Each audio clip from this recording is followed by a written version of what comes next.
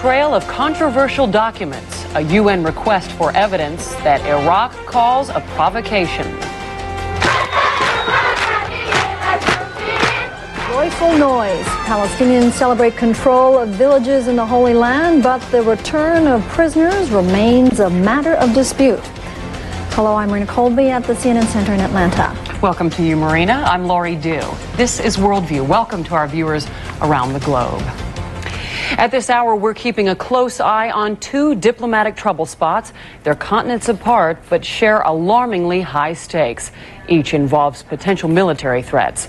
We begin in Baghdad. Just 1 week after Iraq averted U.S.-led military strikes, it is again challenging United Nations weapons inspections. CNN's Ben Wiedemann has the latest from the Iraqi capital. A controversy is swirling around a set of crucial documents sought by the UN Commission charged with accounting for Iraq's weapons of mass destruction.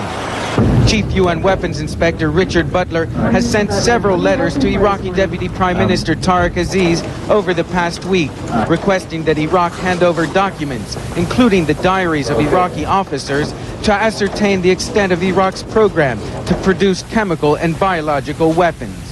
In response to the letters, Iraqi Foreign Ministry Undersecretary Riyad al-Kaisi described Butler's request as provocative rather than professional. Casey said inspectors would be allowed to see some of the requested documents, but only in the presence of Kakash Shah, the special representative of UN Secretary General Kofi Annan.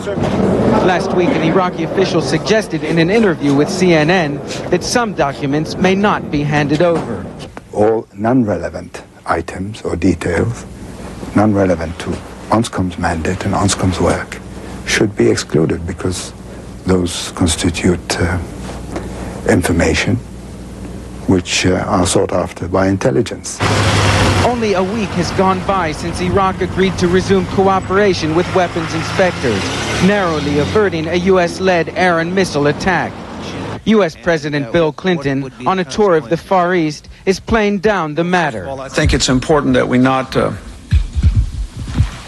overreact here on the first day. I want to make sure that I know exactly what the facts are. Clinton's national security advisor was more blunt. The issue here is whether Iraq will meet its obligations under the Security Council resolutions and whether UNSCOM is able to do its work.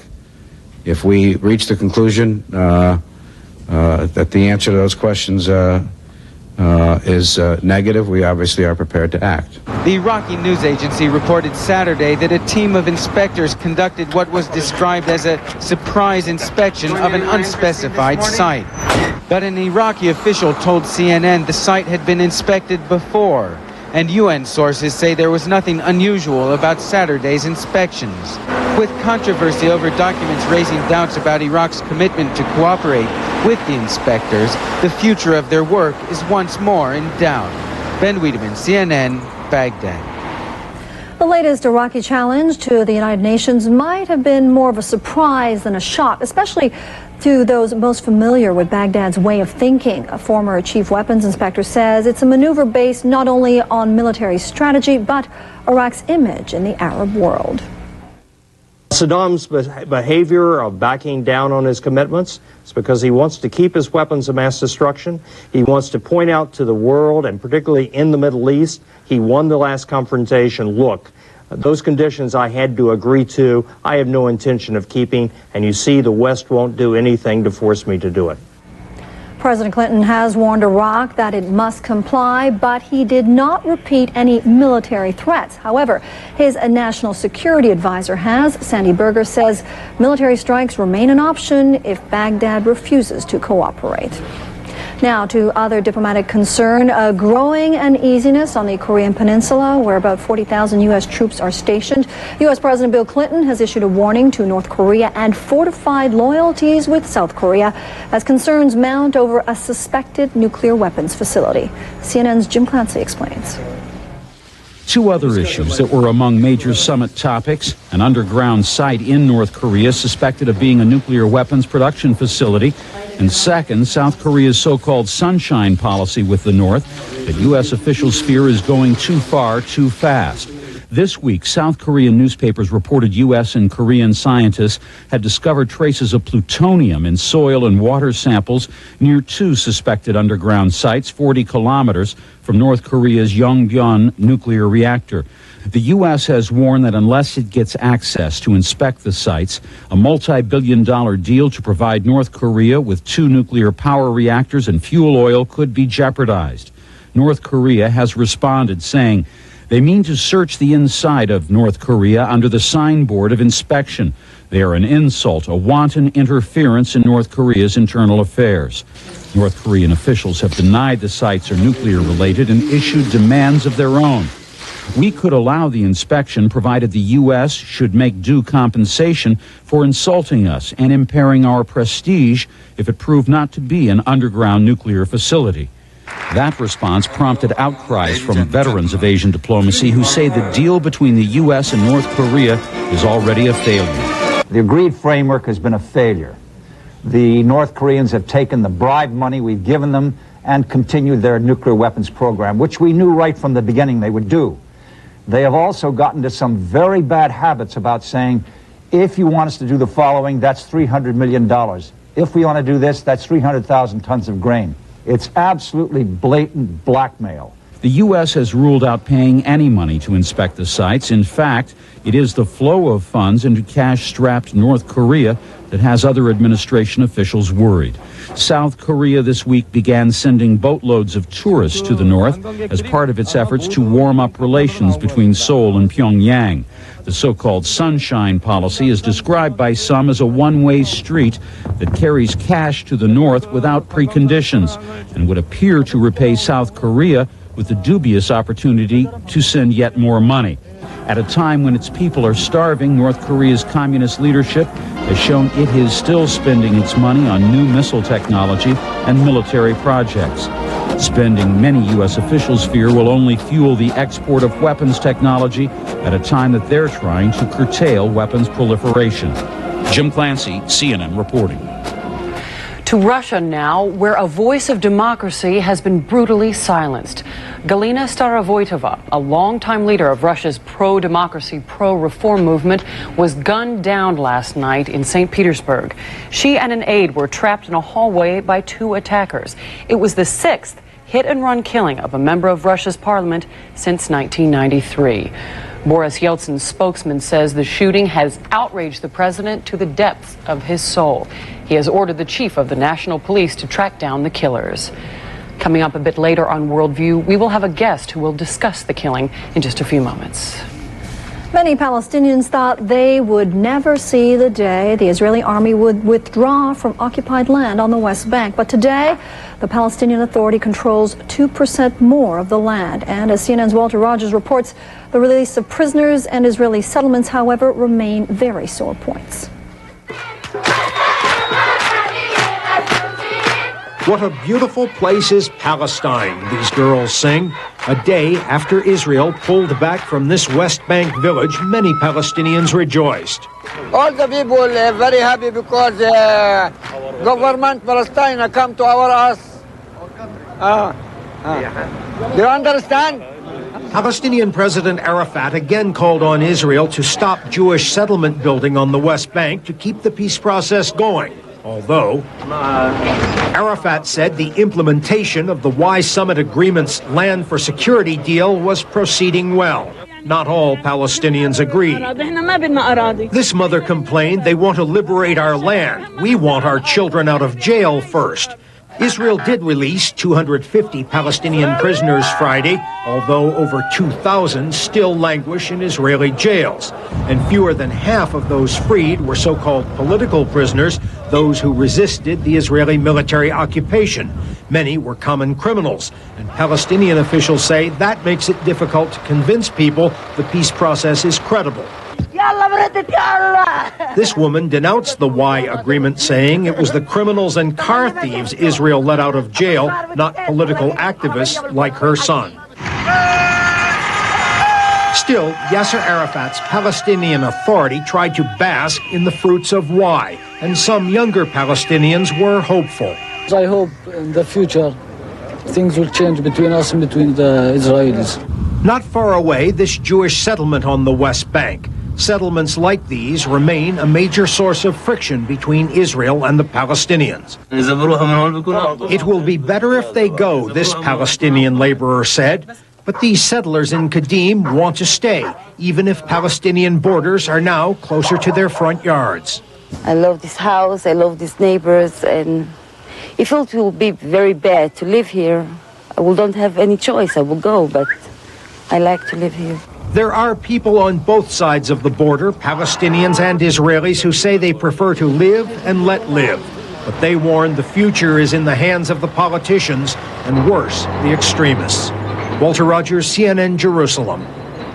Coming up on WorldView, human rights activists are taking an oil company to court over the deaths of 2 protesters.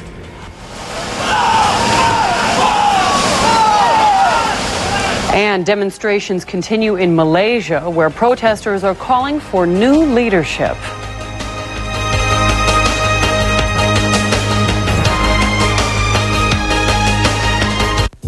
Hi there. America loves the new digital imaging from Ricoh. The Officio line. So fast, reliable, colorful, user-friendly. Hi, how you doing? Connectable.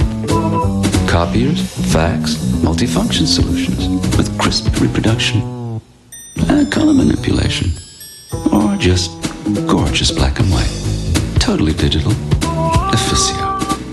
By Ricoh. Wow. Where'd you get the club?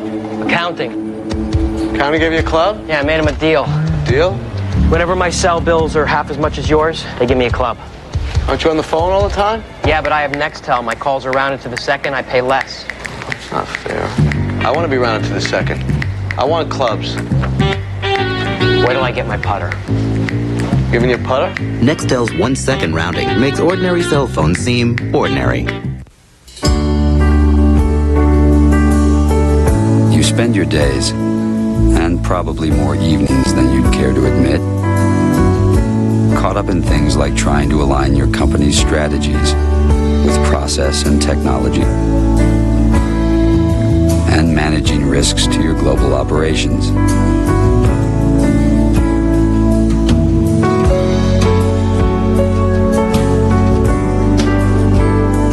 At Arthur Andersen, we've got people with knowledge and experience who can help you make those kinds of decisions. That may not exactly get you home early. It just might free you up enough to take care of something that's really important.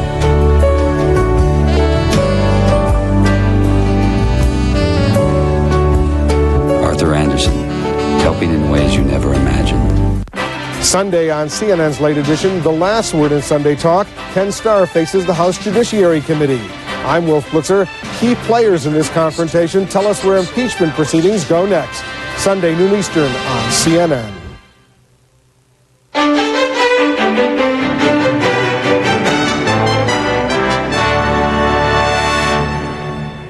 Next week, human rights activists in the United States are filing suit against a major oil company. The activists say Chevron shares responsibility for the deaths of 2 protesters in Nigeria. CNN's Rusty Dornan explains. Stop the killing! Protesters from human rights organizations angry over a bloody confrontation on an oil platform in Nigeria earlier this year. They say Chevron called on a notorious state security force to end a non-violent protest. 2 demonstrators died. Who have been suffering 30 years plus exploitation in Nigeria from Chevron's oil extraction activities. They want justice. They asked for it, and they got shot. Chevron says it only asked for help from law enforcement. We didn't choose who came on the scene. It's like when you dial 911. You don't get to say who shows up. The Nigerian military has a nefarious reputation. According to a U.S. State Department report last year, all branches of the security forces committed serious human rights abuses. A nation in turmoil. Ethnic clashes are common in Nigeria. The country's infrastructure is teetering, and the State Department says corruption is endemic. Activists say Chevron and other oil companies have exploited and polluted Nigerian communities without giving anything back to the people. they also do not have a right to pollute the environment in the process of taking these resources. And that is why we are saying a particular amount of money must be set aside for resolving the environmental problems. Chevron says oil revenues go to the central government. The company can't control what happens from there. I don't think that's an appropriate question for Chevron to ask. We've spent over $30 million in the last 5 years on community development projects in Nigeria. Those are projects, those are places where we can have a positive impact. Chevron says that's $30 million beyond the oil revenues. Nigerian protests over oil extraction are growing. Activists have seized or occupied numerous oil platforms, shutting down 1/3 of the country's oil production. Chevron says it's being targeted by protesters for a reason. I think in many cases Chevron is being used to send a message to the central government that there needs to be a more equitable distribution of oil revenues. On Monday, activists say they will file a lawsuit charging Chevron with complicity in the deaths of the protesters, a charge Chevron denies. Rusty Dornan, CNN, San Francisco. Taking a look at some other stories in our Worldview Minute, anti-government protests continue in Malaysia. Riot police broke up a demonstration in Kuala Lumpur Saturday. The crowd demanded democratic reform and called for the resignation of Malaysia's Prime Minister. Several protesters were arrested. Friends, relatives, and war veterans turned out Saturday to welcome home a Bosnian Muslim army commander. Senil Delalic returned to Sarajevo after being acquitted by the International War Crimes Tribunal. The United Nations court ruled Delalic did not have command and control over prison camp guards. Shoemaker Nike will build 3 playgrounds in Islamic communities in the United States. Representatives of Nike and local Muslims broke ground on the first one Saturday in West Falls Church, Virginia. The program is part of an agreement resolving differences over a shoe with a design on the heel similar to the Arabic word for God or Allah. Just ahead on Worldview, Russia searches for the killers of a leading member of parliament. Our guest talks about the legacy of his friend, Galina Starovoytova.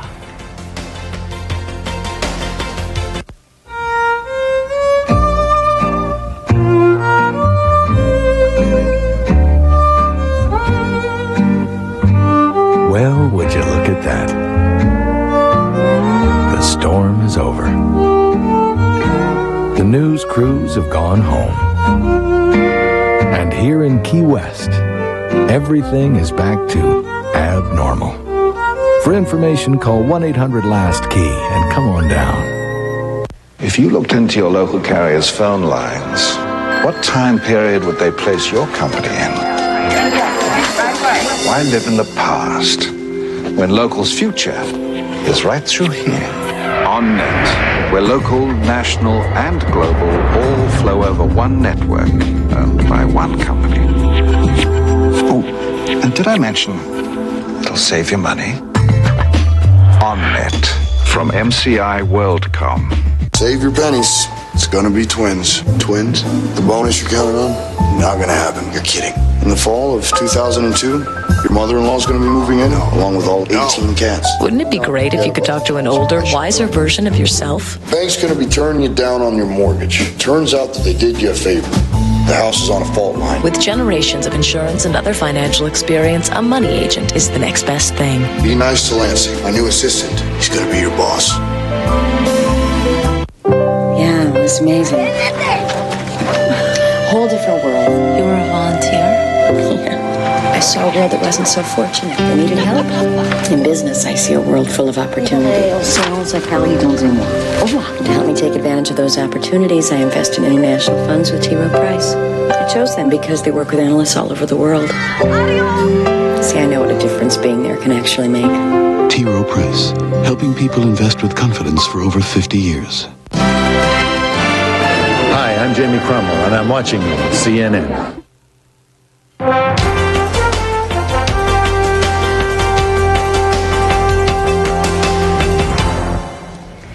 And now updating one of our top stories, the killing of a leading politician has stunned Russia.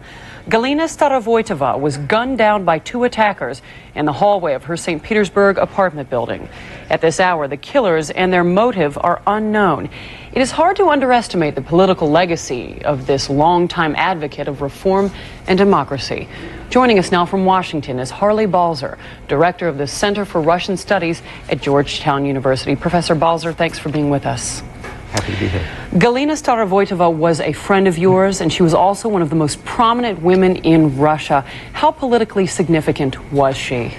Well, she was very significant in that there were so few women who were able to make it into the political world of post-communist Russia, and there were very few Democrats who were as capable as Starovoitova of expressing themselves eloquently in public. She was a superb public speaker, a very forceful personality, and is going to be extremely difficult to replace. I'll get back to that point in just a moment, but there have been some reports saying that she was killed in a robbery. If indeed it turns out that this was not a random killing, what might have been the motive for killing her? Well, she had been threatened by people from at least 2 or 3 political directions.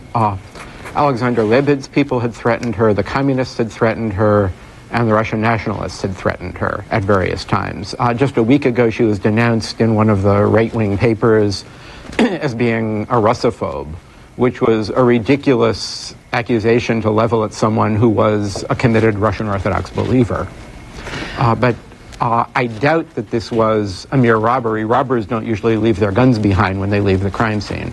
Good point. Russian President Boris Yeltsin has said he will personally take over the investigation. Is that surprising, and what was their relationship? Well, Galina had been a colleague and supporter of Yeltsin's from the beginning. She was one of the initial leaders of the Democratic Russia movement. That was the political movement that really brought Yeltsin to power initially. She served as his Minister of Nationalities in his first government. They parted company when Yeltsin changed his direction, but they've stayed on friendly terms, and I think that this would hit him very hard in a personal way. One Russian official today called this a black page in Russia's modern history. You were talking about the consequences of her death just a moment ago. How big a setback is this for the democratic movement in Russia? Well, the democratic movement has been in disarray for the last couple of years anyway. The new Prime Minister, Primakov, is directly blaming the reformers for the economic mess that he's inherited. And Starovoitova was one of the few people who could have been a rallying point for the Democrats. Even though she's a woman, she could turn that to her advantage at times. And finally, Professor Balzer, this is the 6th killing of a member of Russian parliament in the last 5 years. Does this further heighten the sense of lawlessness in Russia? Of course, but most significant in this case, the other killings could potentially be traced to economic and business conflicts. This one, from what I know of Galina Starovoitova, she did not have business and commercial and economic involvements. This is blatantly political, and that really changes the nature of the game. I wish we had more time. I'm afraid we're going to have to wrap it up. Professor Harley Balzer of Georgetown University, thank you for taking the time to talk with us today. My pleasure. Marina? Still ahead, a season of discontent. An early winter storm brings one country to a standstill by land, sea, and air.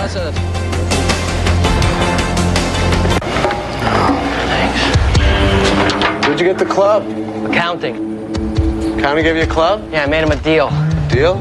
Whenever my cell bills are half as much as yours, they give me a club. Aren't you on the phone all the time? Yeah, but I have Nextel. My calls are rounded to the second. I pay less. That's not fair.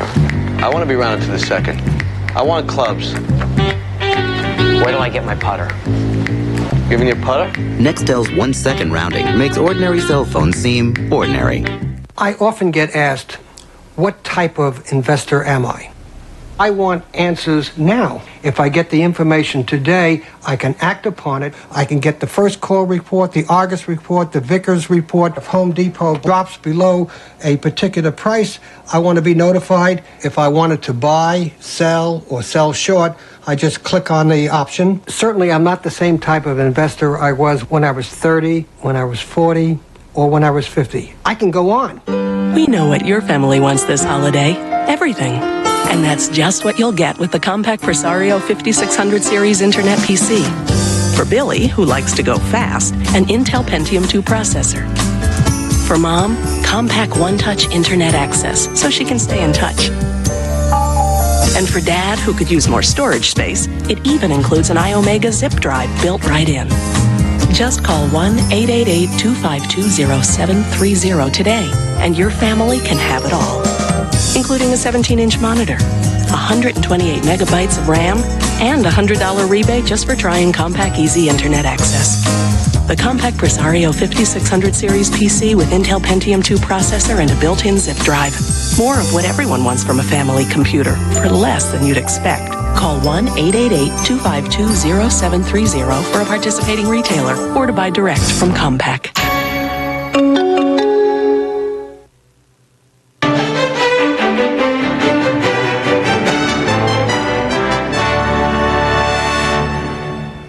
Coming up next on CNN, Reliable Sources with Howard Kurtz.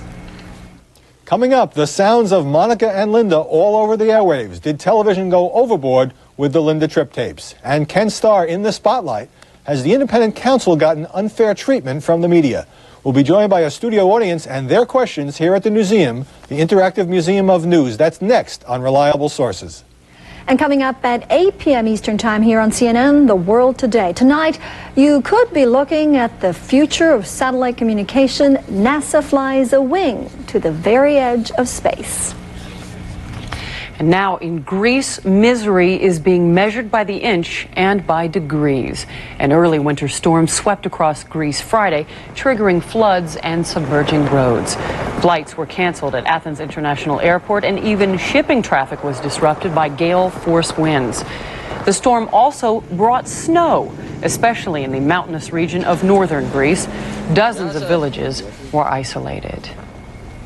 And back here in the United States, there's been quite a snowstorm in the Northwest. Let's get a check of that now with Rose Stabler.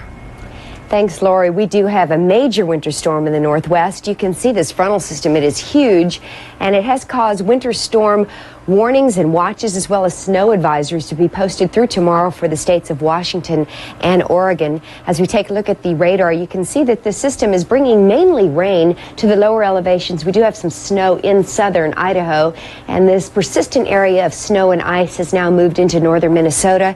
An area of low pressure leaving the New England states has just a trickle of rain and perhaps some little areas of snow and ice in the northeast, but that's pushing out into the Atlantic, pulling a cold front with it out to sea. The tail end of that front, however, in the Gulf Coast is expected to become stationary and hang around for quite a while. In the morning, lingering snow and rain in the northwest, pretty nice over the southwest, some clouds on the eastern side of the Rockies, and the east looking pretty nice other than this rain along that stationary front. And as we work our way into Monday, that rain and snow will diminish. Most of the nation looking pretty good due to high pressure. These clouds continue with the trough, and the rain continues along the Gulf Coast while yet another storm system moves into the Pacific Northwest. Back to you. Thanks so much, Rose. 7 babies can make any home seem just a little cramped, and just ask the McCoy family about that. With the world's first surviving set of septuplets, the McCoys needed a little room to spread out. They will be able to do that as they move into their new spacious home. The 7-bedroom house was built entirely with donated materials and labor. And that will do it for this edition of Worldview. I'm Marina Colby. And I'm Lori Dew at the CNN Center in Atlanta. Thank you for joining us. Closed captioning is brought to you by Bell Atlantic, your guide through the wiles of communications. Tonight on Larry King Weekend,